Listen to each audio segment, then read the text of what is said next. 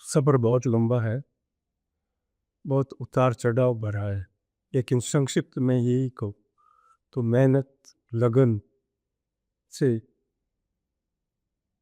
प्रेरणा लेकर अच्छे-अच्छे जो बड़े-बड़े महान विद्वान थे, उनको पढ़ा, उनसे प्रेरणा मिली कि जब वो बहुत कुछ कर सकते हैं, तो मैं भी तो थोड़ा बहुत तो कर ही सकता।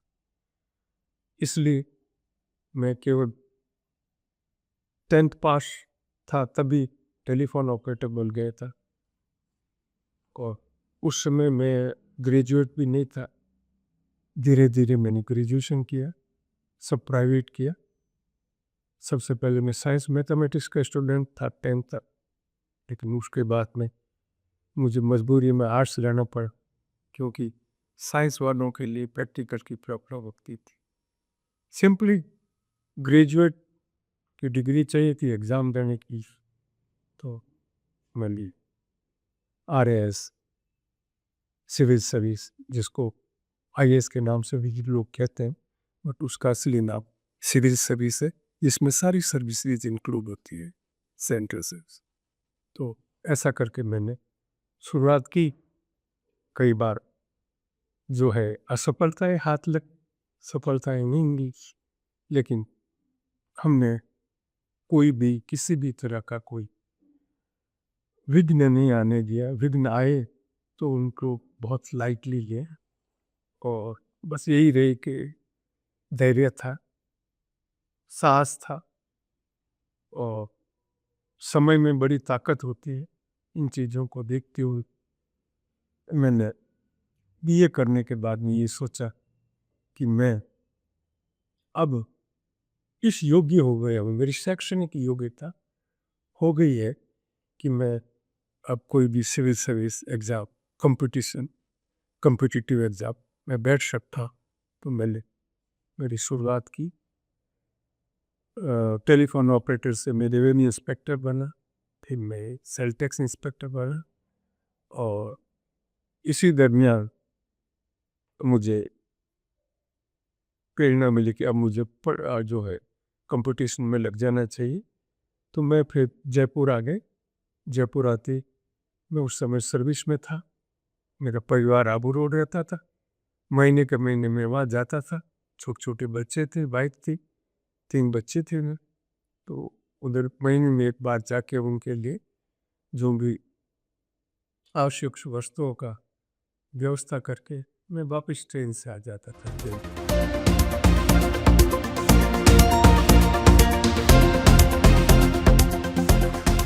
इसके बारे में ऐसा ही है कि जैसे मैंने पहले बताया, मैं सिंपली एक स्नातक था, बीए था।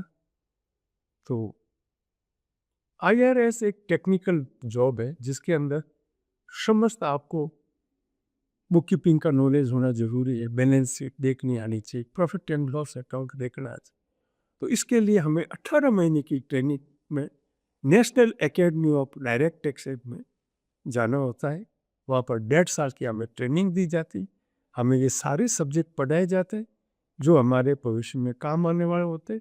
उसमें अपना एक अकाउंटेंसी भी एक सब्जेक्ट था, लॉ भी पढ़ाया जाता, छोटे छोटे जो हमारे पार्टनरशिप एक्ट है जैसे, और जो हमारे काम में आने वाले इनकम टैक्स एक्ट तो मेन था ही। इनकम टैक्स रूल पढ़ाया जाता था उस समय। वेल्थ टैक्स था वो पढ़ाया जाता था। तो वेल्थ टैक्स रूल्स पढ़ाया जाता था। जो भी हमारे फ्यूचर में काम आने वाले सब्जेक्ट्स होते थे उन पे हमें वहाँ पर ट्रेनिंग दी जाती थी। ट्रेनिंग देने वाले भी हमारे सीनियर आईआरएस ऑफिसर ही होते थे और वो कभी कभार जो है ऑप्शनल तौर पे किसी न किसी सब्जेक्ट के स्पेशलिस्ट को भी वहाँ बुला लेते थे।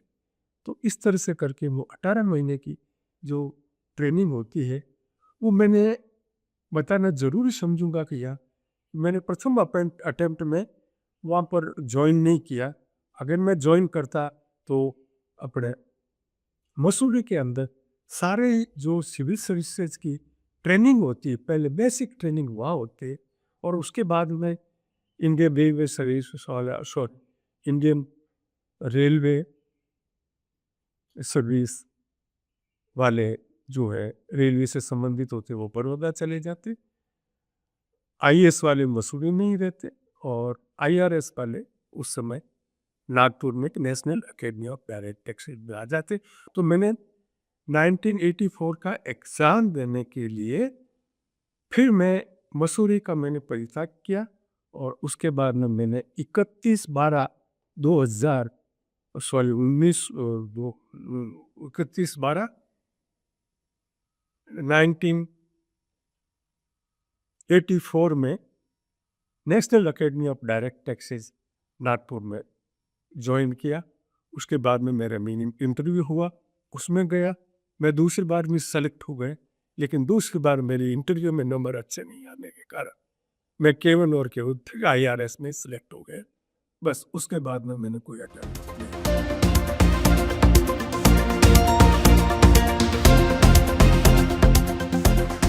जब हमने सर्विस ज्वाइन की थी ट्रेनिंग के बाद में, तो हमारी फर्स्ट पोस्टिंग थी ITO group A. ITO group A जो सीनियर पोस्ट होती है, एक तो आईटीओ होता है, ग्रुप बी होता है, ग्रुप ए होता है। उसमें मेरा पोस्टिंग हुआ।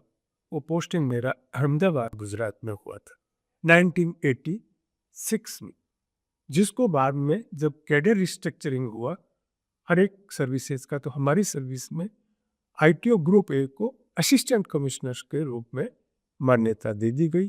तो आप ये भी कह सकते हैं कि मेरा फर्स्ट जो पोस्टिंग था assistant commissioner of income tax में हुआ था और मैं अहमदाबाद में मेरा फर्स्ट पोस्टिंग था। 1986 के बाद से लेकर मैं वहाँ पर अहमदाबाद में रहा और उसके बाद मैं एनफोर्समेंट डायरेक्टरेट फेरा में असिस्टेंट डायरेक्टर के लिए मैंने बॉम्बे के लिए अप्लाई किया, जिसमें मेरा सिलेक्शन हो गया। तो मैं असिस्टेंट डायरेक्टर ऑफ एनफोर्समेंट फेरा, जिसको ईडी भी कहते हैं शॉर्ट फॉर्म में, मैं वहाँ पर डेपुटेशन में चला गया। 3 साल बॉम्बे में डेपुटेशन में रहा। उसके बाद वापस मेरा वहाँ पर मेरा प्रमोशन हो गया था, तो मुझे वहाँ डिप्टी कमिश्नर की ही पे स्केल में वहाँ पर एनफोर्समेंट डायरेक्टरेट में पे देनी थी। और मुझे वापस जब मैं बॉम्बे से एनफोर्समेंट डायरेक्टरेट के मेरे 3 साल के कार्यकाल के बाद में मैं इनकम टैक्स में चला गया और वहाँ पर मुझे डिप्टी कमिश्नर अपील्स की पोस्ट मिली। डिप्टी कमिश्नर अपील्स की पोस्ट के बाद में मैं डिप्टी कमिश्नर बना। डिप्टी कमिश्नर के बाद में joint commissioner of income tax बना। उसके बाद में additional commissioner of income tax बना और फिर मैं commissioner of income tax promotion पे कलकत्ता गया वहाँ पर 2005। और मैं 2005 31 मई 2014 में अनफॉर्चुनेटली कमिश्नर के पद से ही मुझे रिटायर कर दिया गया, जबकि मेरा जो है selection principal commissioner of income tax, जो एक नेक्स्ट प्रमोशन होता है, उसमें हुआ। तो उनकी जो समय में देरी लगी, मैं सिलेक्ट हो गया और मेरा नाम डीपीसी में गए। डीपीसी में नहीं गया, बल्कि वो मेरा नाम आगे भी जो है फाइनली अथॉरिटी होती है, हाईएस्ट अथॉरिटी के पास गए। वहाँ मेरा नाम भी उन्होंने मेरे को डिसअप्रूव में किया, मैं अप्रूव हो गए। तो फिर मैंने मेरा सबसे पहले विभाग से निवेदन किया कि डिले हुआ है, आपकी वजह से हुआ है, मैं सेलेक्ट कैंडिडेट हूँ और इसलिए आप मुझे principal commissioner of income tax का जो है कम से कम पद दे दीजिए और जो भी रिटायरमेंट बेनिफिट्स है, पे स्केल वगैरह, पेंशनरी बेनिफिट्स, वो दीजिए। उन्होंने मेरी रिक्वेस्ट को खारिज किया।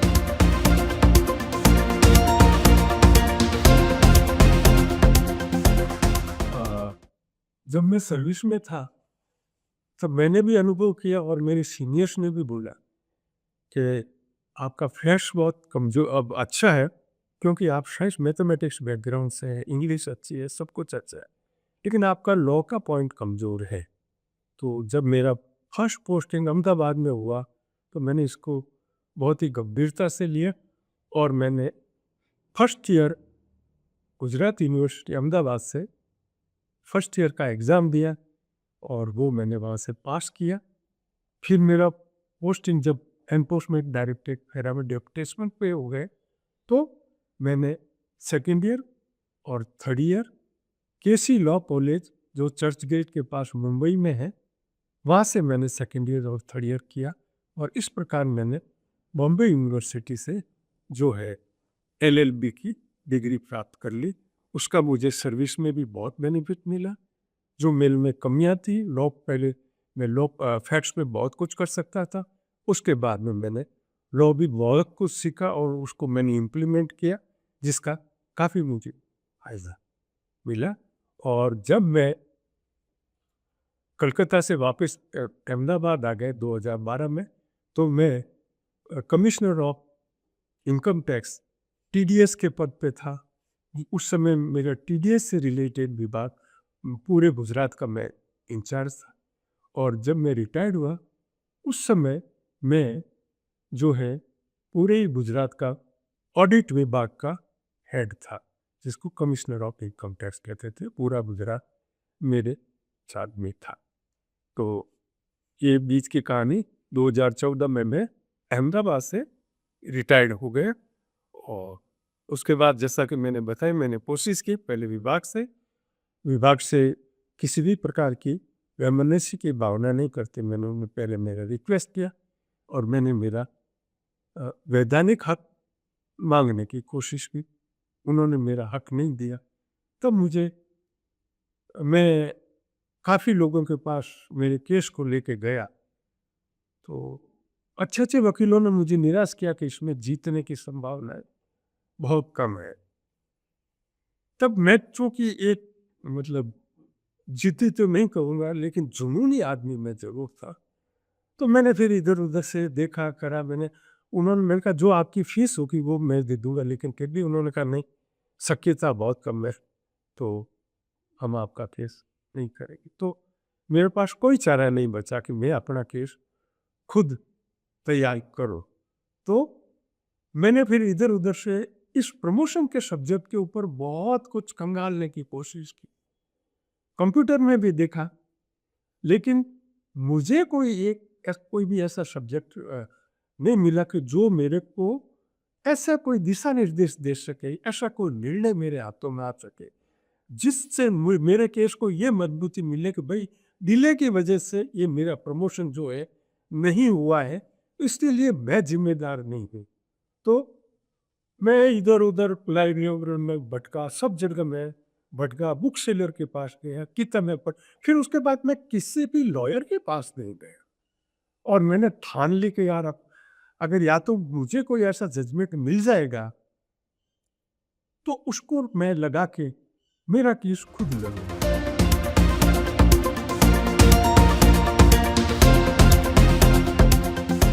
तो जैसे कि मैंने पहले ही बताया कि हमारे central board of direct taxes से जब मेरा रिप्रेजेंटेशन खारिज कर दिया था तो मेरे पास कोई चारा नहीं रहा, मुझे कैट में जाना पड़ता है क्योंकि एक प्रोसीजर होता है। अगर मैं डायरेक्ट रिट टिकट डाल के हाई कोर्ट में डालता तो भी साइड हो सकता था, लेकिन अगर मैंने सोचा थ्रू प्रॉपर चैनल ही मुझे जाना पड़ेगा, उसका क्या बेनिफिट होता है, तो मैं सबसे पहले कैट CAT जिसका फुल फॉर्म होता है सेंट्रल एडमिनिस्ट्रेटिव ट्रिब्यूनल अहमदाबाद में मैंने 2016 में रिटायर्ड 2014 में हुआ।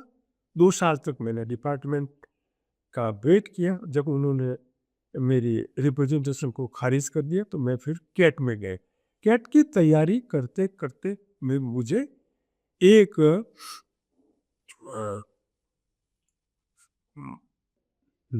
मुझे major general HM Singh versus union of India का एक सुप्रीम कोर्ट का डिसीजन मिल गया जिसके अंदर सुप्रीम कोर्ट ने क्लियर कट मैसेज डिसीजन दिया कि भाई अगर डिले किसी की वजह से हो जाता है तो उस किसी का जो है ऑफिसर को नहीं दी जा सकती। और उन्होंने मेजर जनरल HM सिंह के केस को जो है मेरे ध्यान में वो पहला केस आया उसी के आधार पे मैंने मेरा केस फाइल किया। केस में मैंने ही तैयार किया और मैंने ही कैट में फाइल कर दिया और मैं कैट में जीत गए। कैट के अंदर भी 2 मेंबर बैठते हैं, उनके सामने मैं जीत गए। उसके बाद में मैंने डिपार्टमेंट को लिखा तो उन्होंने मेरे को प्रमोशन नहीं दिया। डिपार्टमेंट अपील में चला गया कैट के फैसले के खिलाफ में। तो चूंकि मेरा कैट से फैसला हुआ था तो मेरा डबल मैच में गुजरात हाई कोर्ट में केस लगा। लंबी लड़ाई के बाद ये केस मैंने 2020 में फाइल किया था और 11 आज तक मुझे तारीख याद है, 11 सितंबर 2024 के अंदर जो है गुजरात हाई कोर्ट से मैंने केस जीता और मुझे प्रिंसिपल कमिश्नर के पद के जो योग्यता हासिल कर ली, प्रमोशन हाई कोर्ट ने जो जब मुझे ग्रांट कर दिया तो मैं फिर डिपार्टमेंट के पास लगा हुआ हूँ। और अभी तक जो है हमारे बीच में काफ़ी करस्पॉन्डेंस चल चुका, अभी तक मुझे दिया नहीं है और न कोई उस फैसले के खिलाफ में अभी तक अपील में गए हैं। मैं वेट कर रहा हूँ, नहीं तो मजबूरन मुझे फिर गुजरात हाई कोर्ट में ही एक केस डालना पड़ेगा कंटेम्प्ट ऑफ कोर्ट का, जिसके लिए मैं ऑलरेडी लीगल नोटिस दे चुका हूँ विभाग को। विभाग का भी जवाब आया है कि हम जो है आपका जो केस है DOPT में अंडर कंसिडरेशन है।